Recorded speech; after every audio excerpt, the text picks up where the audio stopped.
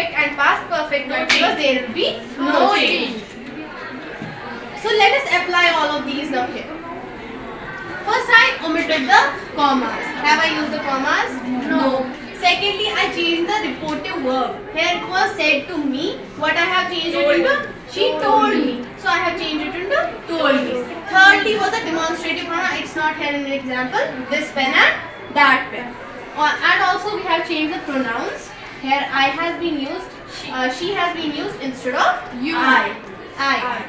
Then it's the tenses and place and time expression. Place and time expression today has been changed into that day, and the tense has been changed from present continuous to past continuous. Now let me ask a simple question. Change into Past continuous. yes, we change into the past continuous. You stand up. You tell me past perfect will be changed into Past perfect will be changed to present. no. Past perfect has no change at all. Remember this. Past perfect has no change at all. Yes. Now this was an example of declarative sentences where we declare something, right? जहाँ पे हम statement लगाते हैं, जहाँ पे हम कुछ बोलते हैं, where we give the information to the one who is listening. Now if there is interrogative sentence,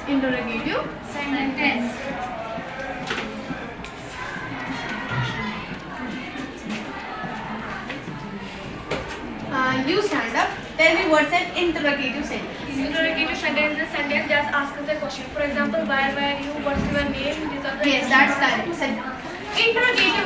Interrogative sentence is a sentence that asks us for information or that asks a question. So there are two types of interrogative sentences. One is a yes and no question,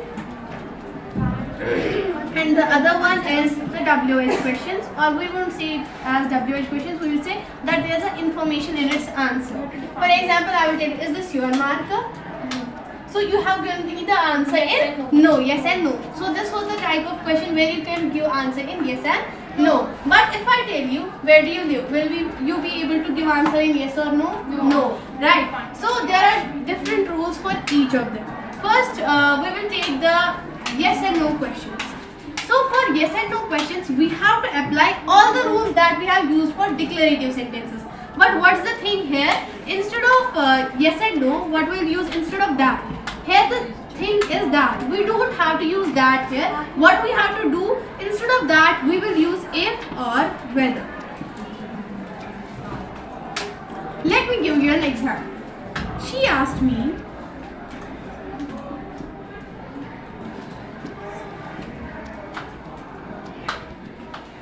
do you like coffee?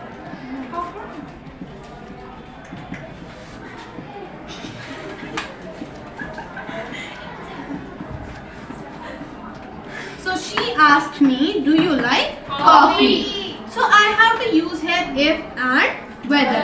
Another thing that we have to do here is to omit the question mark here. Instead of question mark, we have to change the sentence from a question to an assertion.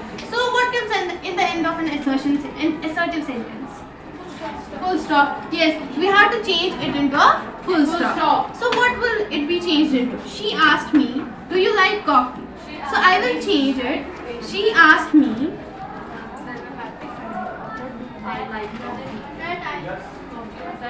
no, we don't have to use that here. She asked me if I like coffee.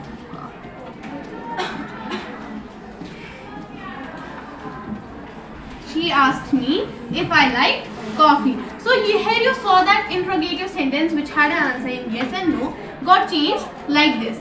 But if we have an example of a sentence that where we have to give an explanation. Let me tell you, what do you want?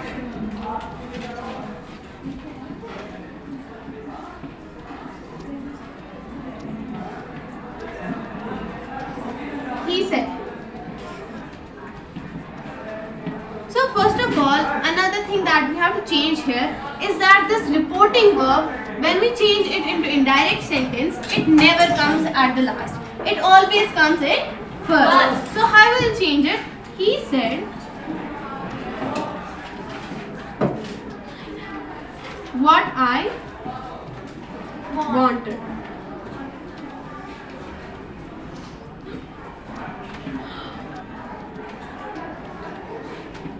He said what I wanted. So you saw how these two types of sentences got changed. Now let's move to another form of sentence.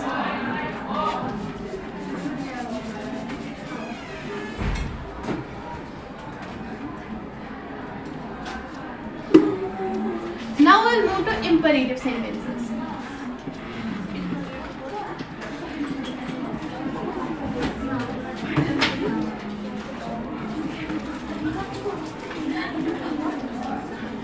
You stand up. Asila, you stand up. Tell me what are imperative sentences. Huh? Loudly. Okay, you stand up.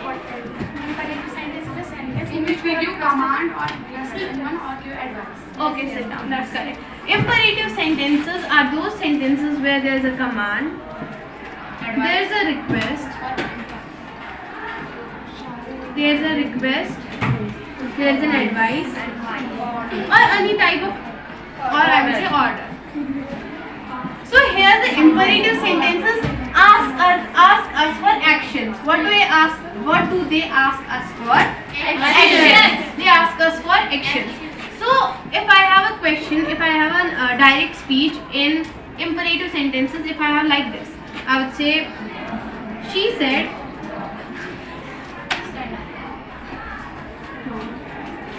open the window.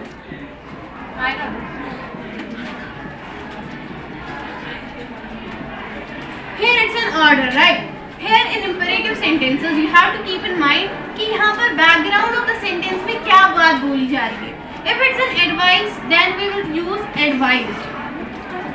If it's a request, we will use requested. If it's a command or order, we will use ordered. But we don't have to use other types of words. We will change the reporting verb here, right? We don't use said in the sentence to give the feel that this is an imperative sentence. But all the other rules that we have discussed earlier will be used in the sentence. She said, open the window. We will use she ordered. Let's use an object here. She ordered me to open the window.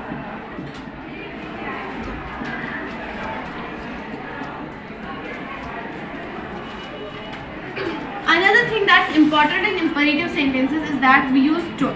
What do we use? We use to. So I have changed it like this. She ordered me to open the window. What I have used here? Ordered. Instead of said. So the reporting verb has been changed and I have used to. These are the two most important changes that will happen in the imperative sentences. The last type of sentence that I will discuss is exclamatory sentence. Yes. Exclamatory sentence. इसने किया paper को.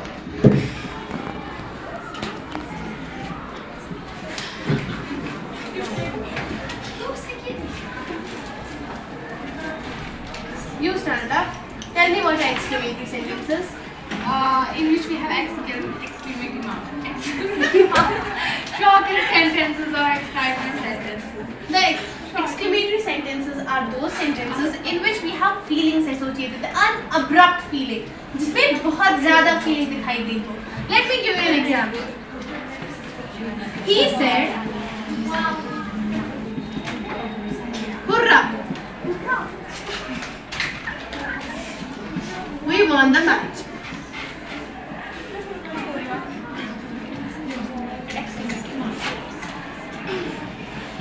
So this is an exclamatory sentence. He said, "Hurrah!" What is this hurrah? Exclamation. This is a word that is showing us the feeling that the person is associated with it here. So he said, "Hurrah! We won the match." Here in the exclamatory sentences, we have various types of feelings. It can not only be the feeling of excitement, it can be the exclamation of joy. It can be of sorrow. It can be of pain. It can be of anything. So instead of these words, we have to keep in mind that in indirect sentences, we never use these words. Instead of them, we either show that it's exclaimed with joy, exclaimed with sorrow, or exclaimed with pain. So I will change it like this. He exclaimed with joy.